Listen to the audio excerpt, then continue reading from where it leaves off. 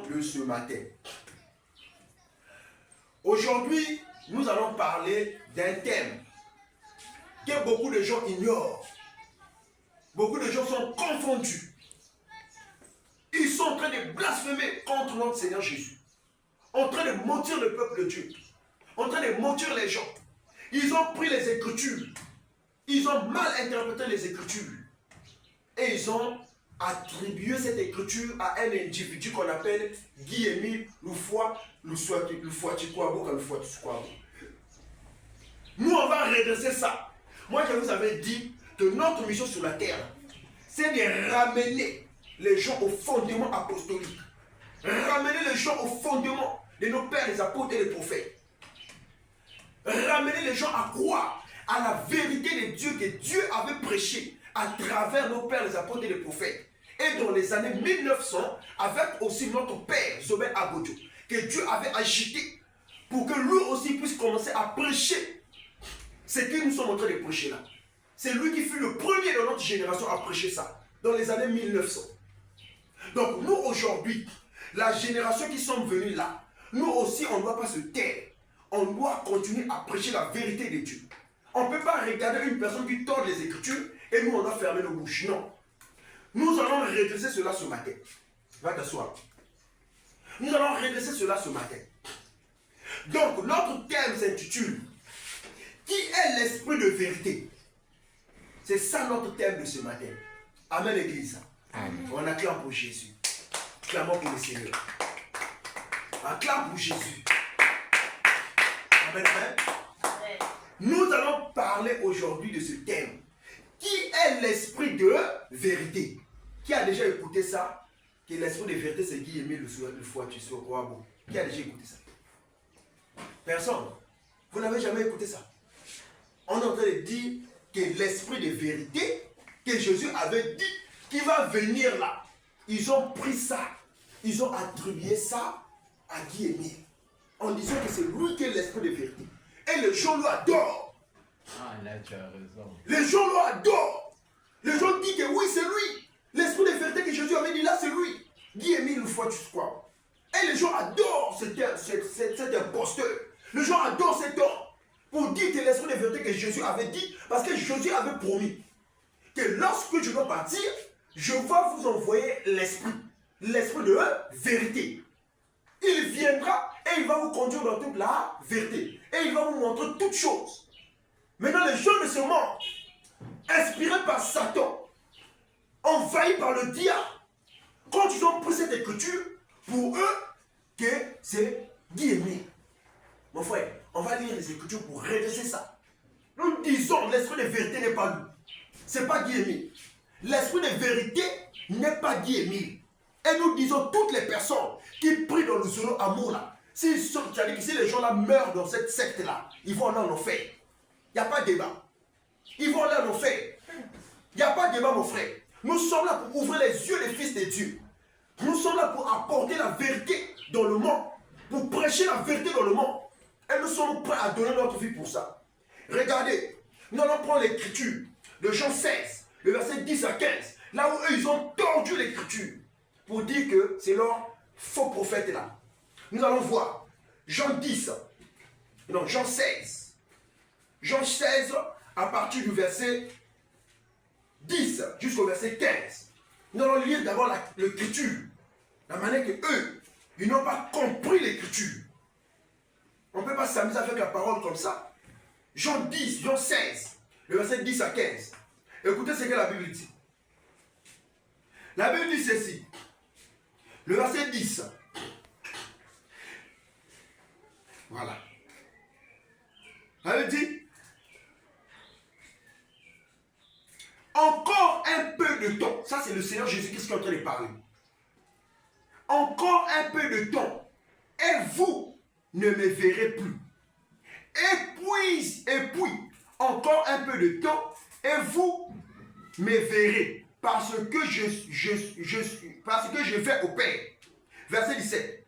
Là-dessus, quelques-uns de ses disciples dirent entre eux, que signifie ce qu'il nous dit? Encore un peu de temps, et vous ne me verrez plus, de temps, et vous me verrez. Et parce que je vais au Père. Verset 18. Verset 18. Il disait, non, qu'est-ce que j'ai fait? Verset 10. Je ne suis pas là-bas. Verset 10, verset 10. Jean 16, excusez-moi, Jean 16, le verset 10. À partir du verset 10. La justice, parce que je vais au Père, et que vous ne me verrez plus. Le jugement, parce que le prince de ce monde est jugé. J'ai encore beaucoup de choses à vous dire, mais vous ne le pouvez pas les porter maintenant. Quand le consolateur sera venu, l'esprit de vérité, est-ce que vous m'entendez? C'est ici que les gens là sont égarés. Jésus dit, quand le consolateur, verset 13, Jean 16, verset 13, quand le consolateur sera venu, l'esprit de vérité, il vous conduira dans toute la vérité, car il ne parlera pas de lui-même, mais il dira tout ce qu'il aura entendu, et il vous annoncera les choses à venir. Verset 15. Il me glorifiera, parce qu'il prendra de ce qui est à moi, et vous l'annoncera. Verset 15. Tout ce que le Père est à moi, c'est pourquoi j'ai dit qu'il prend de ce qui est à moi et qu'il vous l'annoncera. Amen. Amen. Donc, ici, Jésus était avec les disciples. Jésus était en train de parler avec les disciples. Il est en train de leur promettre qu'il y aura l'esprit qui viendra. L'esprit de vérité. L'esprit de vérité va venir. Excusez-moi. L'esprit de vérité va venir. Il va vous conduire sur toutes choses. Regardez le verset 13, Jean 16, verset 13. Quand le consolateur sera venu, l'esprit de vérité, il vous conduira dans toute la vérité. Maintenant, les gens de Lusolo, amour là, ils ont pris cette verset, cette écriture, ils ont attribué ça à un homme, en disant que l'esprit de vérité, c'est Guy Émile le foie, le Sokwabo, le foie Kwabo. C'est Guy Émile. Mais quand on voit, c'est que quand Guy Émile est venu, si c'est lui réellement qui est l'esprit de vérité, ça veut dire qu'il doit manifester ce que l'écriture a dit. L'écriture n'a jamais dit seulement que l'esprit de vérité va venir. Mais l'écriture dit quoi? Il va vous conduire dans toute la vérité. Il va vous montrer tout ce qui est en moi. Donc il va vous montrer la parole. Il va vous montrer la vérité. Vous voyez? Donc si réellement c'était lui, l'esprit de vérité, on ne voulait pas d'abord le voir physiquement, parce qu'on dit c'est l'esprit. Mais comment l'esprit, on commence à voir encore l'esprit comme ça. Lui qui est parti mourir à Bossi là-bas. Regardez comment les gens sont bêtes. Les gens sont des idiots. Qui est parti mourir à Bossi. Oui mes frères. On a vu même écouter que ces enfants sont en bagaille ici. Est-ce que vous comprenez?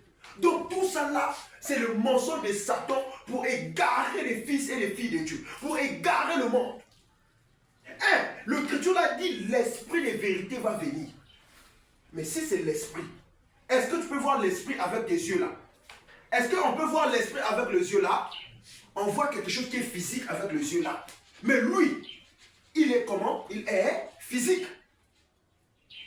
Donc il est déjà écarté. Parce qu'il est physique, on l'a vu. Il a mangé, il a s'amusé, il a travaillé, il a dormi, il a marché. Est-ce que vous comprenez? Donc ça veut dire qu'il n'est plus l'esprit. Parce que si c'était l'esprit, un esprit, on ne voulait pas le voir avec ses yeux, avec les yeux là. Est-ce que vous comprenez? Donc on dit, quand le consolateur sera venu, l'esprit de vérité, il vous conduira dans toute la vérité, car il ne parlera pas de lui-même. Il ne parlera pas de lui-même, mais il dira tout ce qu'il aura entendu, et il vous annoncera les choses à venir. Vous voyez? Donc nous disons, mes frères, qui est l'esprit de vérité? On va voir maintenant la vérité, c'est qui? Parce qu'eux, ils disent que la vérité, c'est cet homme-là. Nous disons que c'est faux. On ne peut pas attribuer notre adoration à un homme sur ce monde-là. C'est lui qui était mort, qui était ressuscité des morts, c'est le Seigneur Jésus-Christ. À part lui, toutes les personnes qui sont mortes là, ils sont dans les tombes. Ils sont dans les tombes, en train d'attendre d'autres la résurrection pour la vie éternelle, d'autres pour l'enlèvement, d'autres la résurrection pour le jugement dernier. Pour le jugement dernier. Ceux qui sont morts sont Christ. Donc ici, l'esprit de vérité n'est pas cet homme-là. Mais l'esprit de vérité, on va voir c'est qui. Nous prenons maintenant Jean 14. À partir du verset 6. Frère, ben, tu m'écoutes. Sois concentré, frère. Parce que les enseignements là, c'est très capital. Jean 14, à partir du verset 6. On va voir maintenant qui est l'esprit de vérité. Parce qu'il dit que l'esprit de vérité, c'est Guy Émile. Nous disons c'est faux. Nous disons c'est faux. C'est pas lui. L'esprit de vérité, dans Jean 14, le verset 6, va nous montrer qui est la vérité. Jean 14, le verset 6. La Bible dit, Jésus lui dit, je suis le chemin, la vérité et la vie. Nul ne vient au Père que par moi. Donc, la vérité, l'esprit de vérité, là, c'est Jésus lui-même. C'est le Seigneur Jésus-Christ qui était venu sous forme de l'esprit dans les apôtres et dans nous tous pour continuer la mission. Vous voyez? Donc, ce n'est pas un homme de ce monde. Ce n'est pas un homme, mes frères, qu'on ne vous ment pas.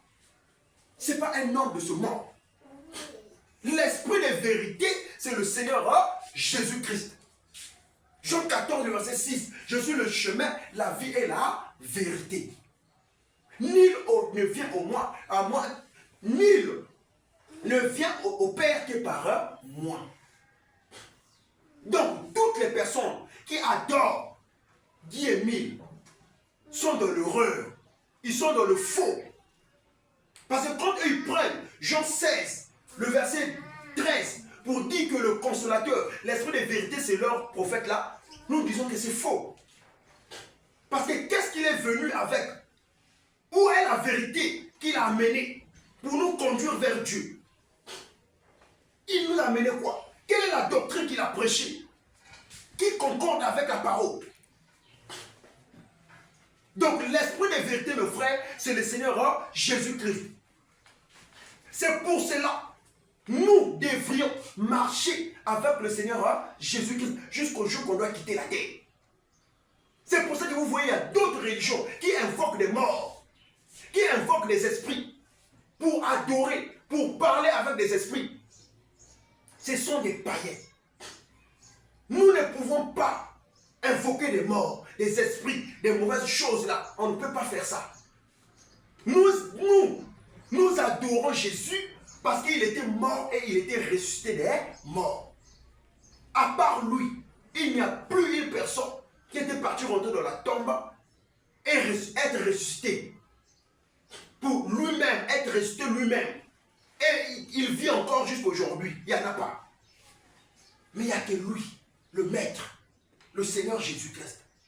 C'est pour cela, mes frères, soyons fiers d'adorer notre Seigneur Jésus-Christ. Soyons fiers d'être en contact avec notre Seigneur Jésus-Christ.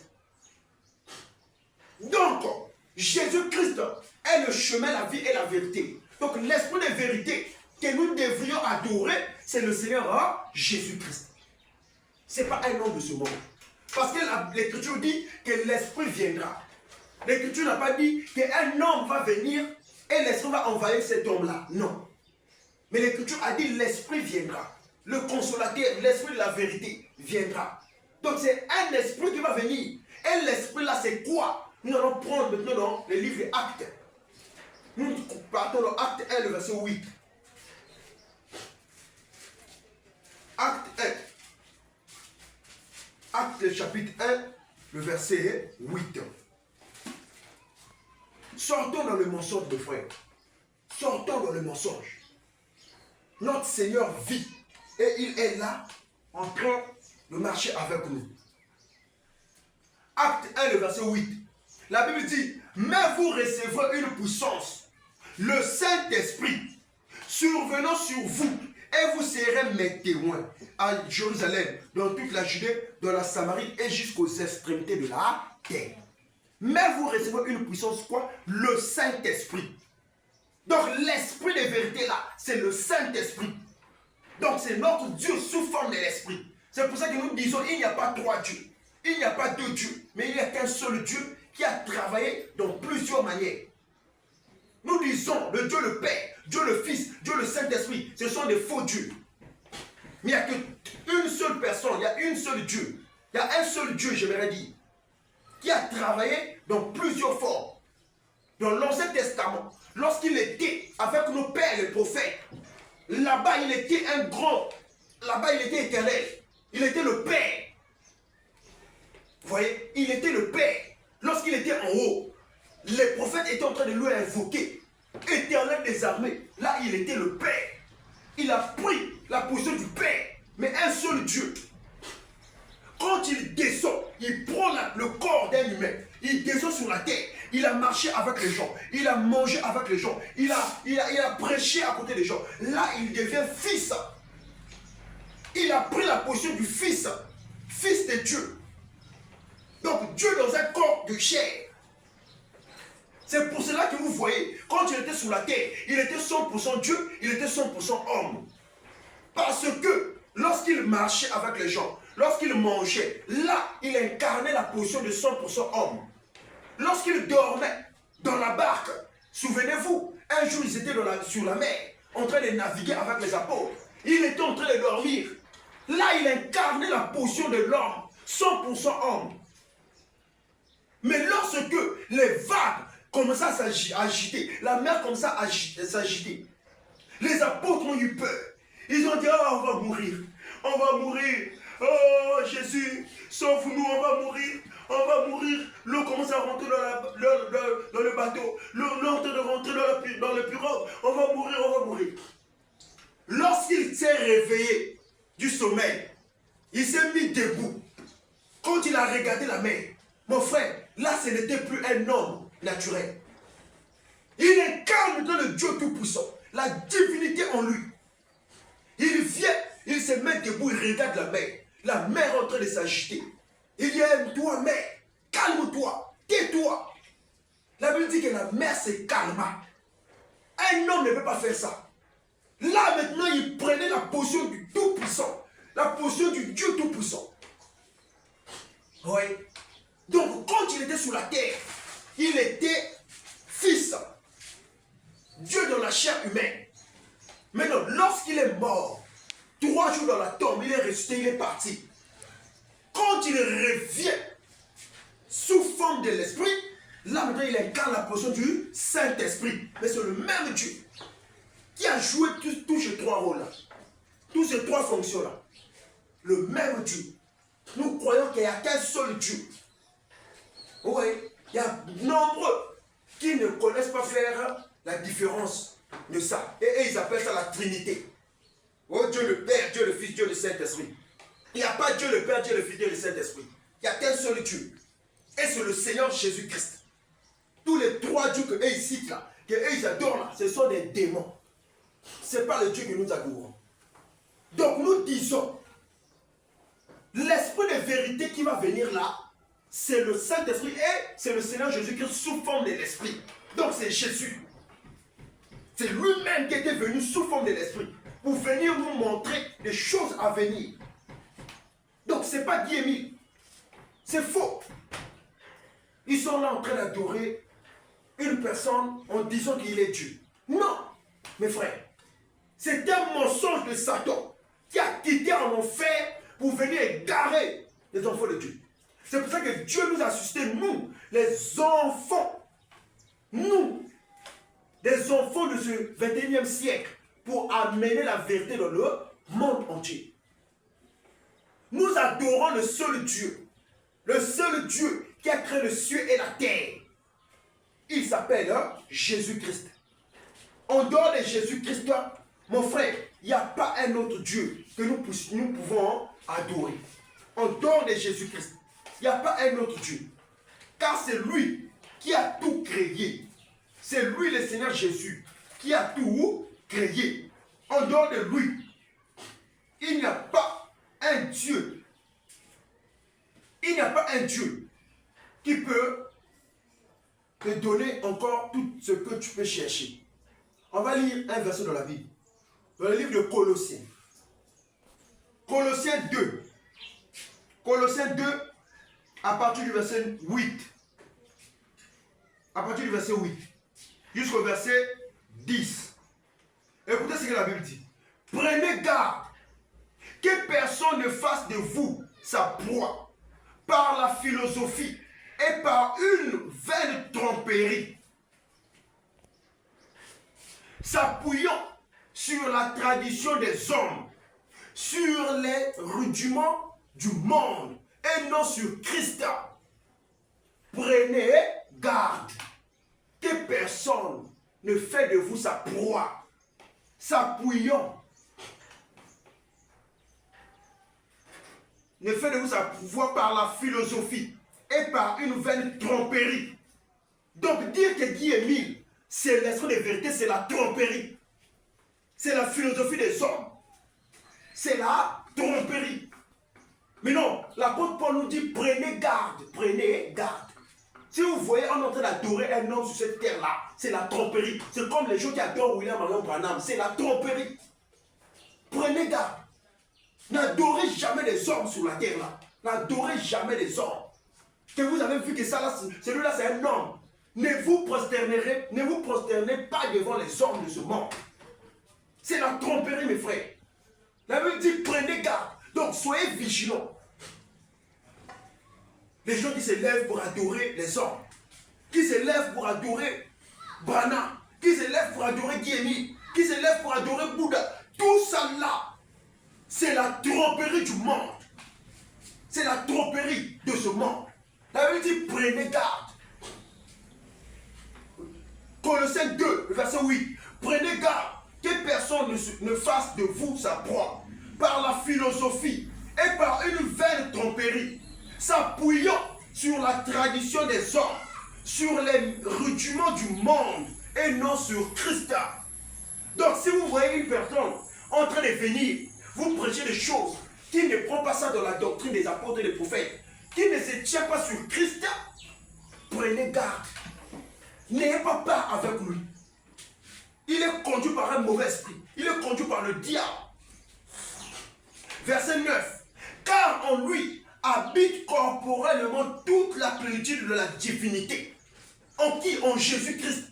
Habite corporellement toute la plénitude de la divinité. Donc la plénitude, ça veut dire que vous n'avez tout, mais vous allez dans la kachayad. Le Dieu qui a créé le ciel et la terre là. Donc toute la plénitude de la divinité est venue rentrer au-dedans de lui. Toute la plénitude de la divinité est venue rentrer au-dedans de lui, au-dedans de Jésus. Vous voyez, verset 10. Vous avez tous pleinement en lui, qui est le chef de toute domination, de toute autorité. De toute autorité. Verset 11. Et c'est en lui que vous avez été circoncis, d'une circoncision que la main n'a pas faite, mais de la circoncision de Christ, qui consiste dans le dépouillement du corps de la chair. Vous voyez? Dans le corps de la chair. Donc, ayant été ensevelis avec lui par le baptême, vous êtes aussi ressuscités en lui avec lui et avec lui, par la foi en la puissance de Dieu, qu'il a ressuscité des morts. Qu'il a ressuscité des morts. Donc le Seigneur Jésus, c'est lui qui est le Dieu Tout-Puissant. C'est lui qui a tout créé. C'est lui qui est l'esprit de vérité. Nis, est-ce que tu m'écoutes? L'esprit de vérité, c'est qui? Pardon? Béni, l'esprit de vérité, c'est qui? C'est Jésus. C'est pas Guy Émile. c'est Jésus-Christ. C'est lui qui est l'esprit de vérité. Jean 14, le verset 6. Jésus dit, je suis le chemin, la vie et la vérité. Donc c'est Jésus qui est l'esprit de vérité. Ce n'est pas un homme de ce monde. Ce n'est pas un homme de ce monde, mes frères.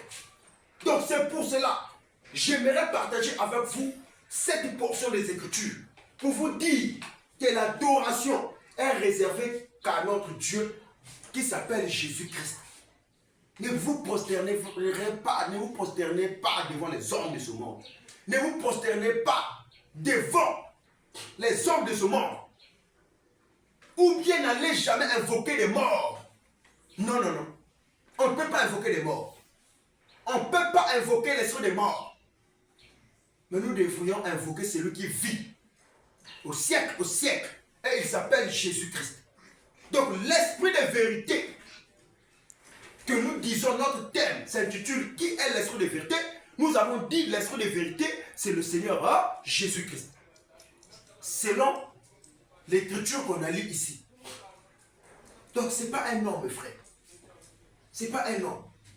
Donc à vous tous qui êtes dans cette fausse assemblée, fausse rassemblement de l'Uzono, amour là, répondez-vous, revenez à la vérité de Dieu que nous prêchons. Vous venez prendre votre baptême au nom du Seigneur Jésus-Christ afin que votre âme soit sauvée. Si vous mourrez dans cette église-là, si vous mourrez dans cet rassemblement-là, c'est l'enfer qui va vous attendre. Il n'y aura pas la vie éternelle pour vous. Répondez-vous, mes frères et sœurs. Venez dans la vérité que nous prêchons. Donc c'était ça, l'évangile que j'aimerais partager avec vous ce matin. Pour vous dire que l'esprit de vérité là, c'est le Seigneur Jésus-Christ. Aujourd'hui, on va arrêter seulement ici. Le dimanche prochain, on va continuer avec l'explication d'un autre thème. Que le Seigneur vous bénisse.